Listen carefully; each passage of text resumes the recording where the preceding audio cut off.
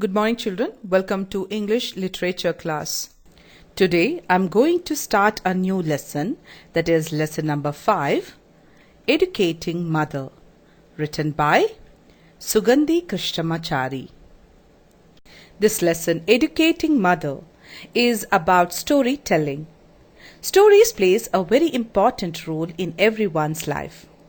Every child has grown up by listening to the stories from their parents and grandparents. And I'm sure that all of you have listened or studied different types of stories, like animal tales, Panchatantra stories, adventure stories, etc. So children, the story which I'm going to teach you today tells you how important is the childhood stories, and it will also help you to learn to keep balance between imagination and reality. Let me introduce you the characters of this story. Mother, she is the narrator of this lesson. Narrator's mother. Ambu, narrator's 12 years old daughter. Ramu, narrator's 4 years old son. Janaki, narrator's 6 years old niece. And Venku, narrator's 3 years old nephew. Before we start our lesson, let's know about the author Sugandhi Krishnamachari. The author Sugandhi Krishnamachari had a huge impact on Tamil literature. She has translated the novel Nan Krishnadevarayan in English. Her most renowned work includes Nylon Rope, Krishnadevarayan, etc. Okay children, now let's start the lesson.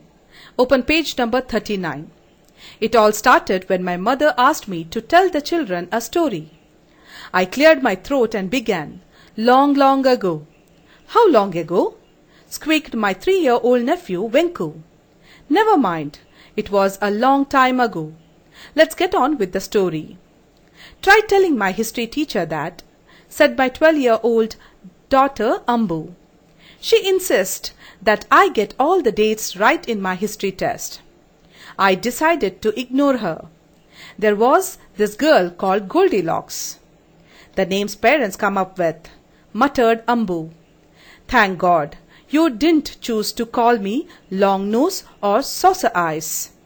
So children, here mother is the narrator and the lesson is written in first person. So here I refers to the narrator or mother. Now in these paragraphs you can see that the grandmother is asking her daughter means narrator, to tell a story to the children. And there were 4 children who were listening to the story, and they were Ambu, Ramu, Janaki and Venku. Obeying her mother's advice, narrator cleared her throat and started narrating the story. Long, long ago. Immediately she will find that her 3-year-old nephew Venku squeak. Squeak refers to make a short, very high cry or sound. And asked, "How long ago?" That means there should be some time, particular time, right? So he asked. Well, as we all know that today's children are more intelligent, smart and technologically strong, that they are no longer be silenced with old type of fantasies. Now the narrator tries to ignore Venku's question and she says, "Come on, forget that. It was long time," and she continues further. Then Ambu, narrator's 12 years old daughter, insists to know the correct date. She asks so because her history teacher demands exact date to be written in the test. As you know, in history you are required to remember all the correct dates. Now what the narrator does? Since narrator is not able to answer the question asked by Ambu, she decides to ignore. And she begins with the story of a girl called Goldilocks. Now again Ambu whispered or muttered. Muttered refers to say something in a low or barely audible voice. So Ambu interrupted and she whispered, "Thank God, my parents did not come up with such weird names." And did not choose to call her with the name like Long Nose or Saucer Eyes. Now let's read further. Goldilocks decided to go for a long walk. I continued. Did she have a weight problem? Asked my 4-year-old son Ramu, who seemingly appeared curious for a greater insight in the story. No, she did not. She went for a long walk and strayed into the forest. Soon she discovered that she was lost. If she would have a cell phone, she could have called her mother, said my 6-year-old niece Janki. Don't be stupid. They had no cell phones in those days, said Ambu. Oh, so it was that long ago, exclaimed Janki, as if the pre-cell phone era belonged to the antediluvian days. Now here, the mother, that means the narrator, again ignored all the questions raised by the children, and she continued with the story and said Goldilocks decided to go for a long walk. Again, she was interrupted by her 4-year-old son Ramu. He asked whether Goldilocks was suffering from any weight problem. For this question also, the narrator does not have any exact answer, because Ramu was very much curious for a greater insight in the story. Greater insight refers to capacity to gain accurate or deep understanding. For this question also she didn't answer. Then narrator said she did not have any problem. Narrator continued the story. Goldilocks went for a long walk and discovered that she was lost in the forest, or she was strayed into the forest. Strayed refers to move away aimlessly from a place. Now Janki, narrator's 6-year-old niece, interrupted and said, if Goldilocks had a cell phone, she could have called her mother and informed that she is lost in the forest.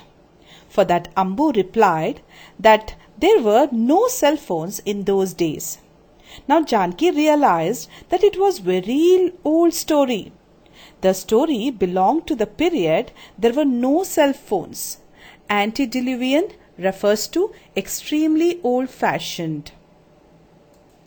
Now let's read ahead. The poor thing came to the cottage that belonged to the 3 bears. She was so hungry that she made straight for the dining room. There, on a table, were 3 cups of porridge. She had a sip from Father Bear's cup. It was too hot. Mother Bear's porridge was too cold. But the porridge in Baby Bear's cup was just right. So she drank the Baby Bear's porridge. So even after many interruptions, narrator decided to continue with the story.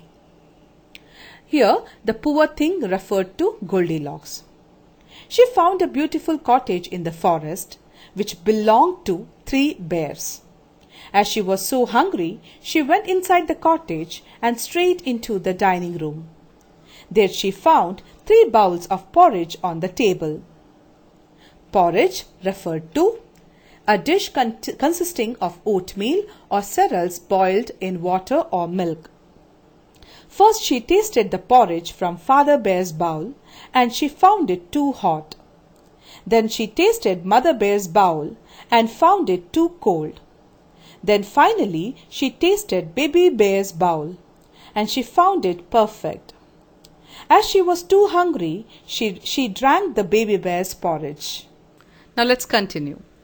Actually, I think Goldilocks is a murder mystery, said Ambu in a tone with greater understanding of the story. Her reading consisted of a staple diet of thrillers and romances, and her thoughts tended towards the macabre. This was too much even for me, indulgent mother though I was. A murder mystery? How can you be so stupid? Now in this paragraph, you can see that Ambu had completely modified the story. She came to the conclusion that Goldilocks' story is a murder mystery or a planned murder. Now why does she say so? Because According to Ambu, her reading consisted of staple diet of thrillers and romances. Now, staple diet refers to main food. And her thoughts regularly moved towards macabre. Now, this word can be pronounced as macabre or macabre. Something strange and unpleasant. Now, mother was fed up with the silly questions that children come up with. And then she continued by saying that how it could be a murder mystery and how Ambu can be so stupid asking this question. Indulgent refers to do what they want even when it is not good for them. Now let's read ahead. Well, how do we know it wasn't a murder mystery? I have only heard your version of it.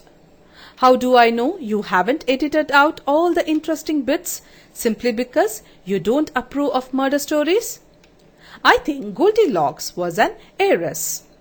The house in the forest belonged to the person who stood to inherit the property if she died. Seeing her go into the forest, he must have put a bowl of poisoned porridge in the cottage. She must have drunk the porridge and died. The bears are only your inventions. Now in this paragraph, the child, that is Ambu, is asking question to her mother. Mother, how do we know that the story was not a murder mystery? Because she genuinely feels that why anyone unnecessarily keep the bowl of porridge in the cottage.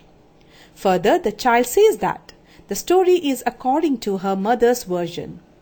She must have manipulated or edited because she doesn't like murder stories. She thinks that Goldilocks was an heiress. Heiress refers to a girl who will receive a lot of money. And so the house in the forest belonged to the person who stood to inherit the property. Inherit referred to receive money from the ancestor as a right at the death of the ancestor. Now, according to Ambu, the cottage, maybe the house belonged to Goldilocks itself. And the person who was staying in the cottage wants to take the property from her. And he must have planned accordingly. Then he saw Goldilocks going into the forest. So he must have poisoned the bowl of porridge with the intention that she must drink the porridge and die. The bears are only her mother's creation.